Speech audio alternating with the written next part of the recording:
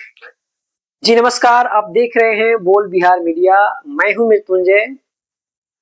आज हम बात करेंगे उस मुद्दे की जो सीधे हमारे बच्चों के भविष्य से जुड़ा है, यानी बिहार के स्कूल की व्यवस्था। क्या सरकारी स्कूल की हालत सुधर रही है या अब भी बच्चों का भविष्य व्यवस्था की लापरवाही में फंसा हुआ है? क्या है जमीनी हकीकत? बिहार के कई जिलों से लगातार तस्वीरें आती हैं, कहीं जर्जर भवन, कहीं टूटी बेंच तो कहीं छत से गिरता प्लास्टर।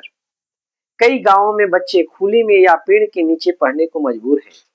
बरसात के मौसम में हालात और भी खराब हो जाते हैं।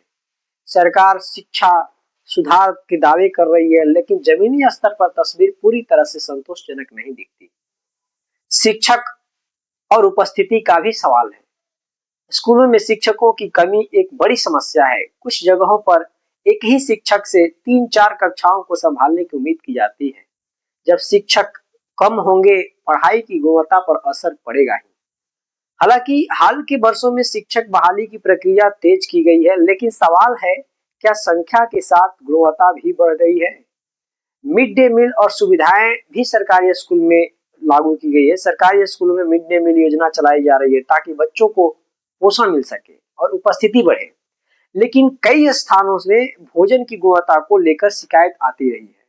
शौचालय, पीने का पानी और बिजली जैसी बुनियादी सुविधाएं भी कई स्कूलों में अधूरी है।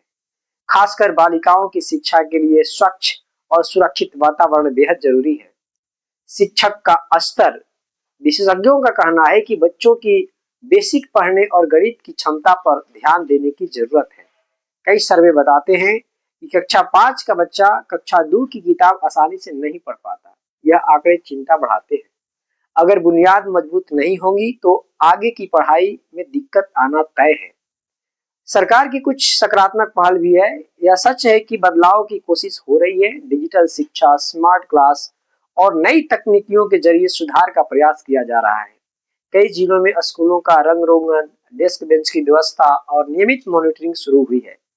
लेकिन सवाल वही है, क्या ये सुधार हर गांव, हर स्कूल तक पहुंच रहे हैं? अभिभावकों और समाज की भी भूमिका होनी चाहिए इसमें। शिक्षा सिर्फ सरकार की जिम्मेदारी नहीं, समाज की भी भूमिका है। अभिभावकों के भी बच्चों की पढ़ाई पर ध्यान देना होगा। अगर गांव और मोहल्ले के लोग स्कूल की निगरानी करें तो स्थिति में तेजी से सुधार हो सकता है। बिहार की शिक्षा व्यवस्था एक चुनौती भी है और एक अवसर भी। अगर आज स्कूलों की हालत सुधर गई तो आने वाला कल मजबूत होगा, लेकिन अगर लापरवाही जारी रही तो इसका असर पीढ़ियों तक पड़ेगा। आप क्या सोचते हैं?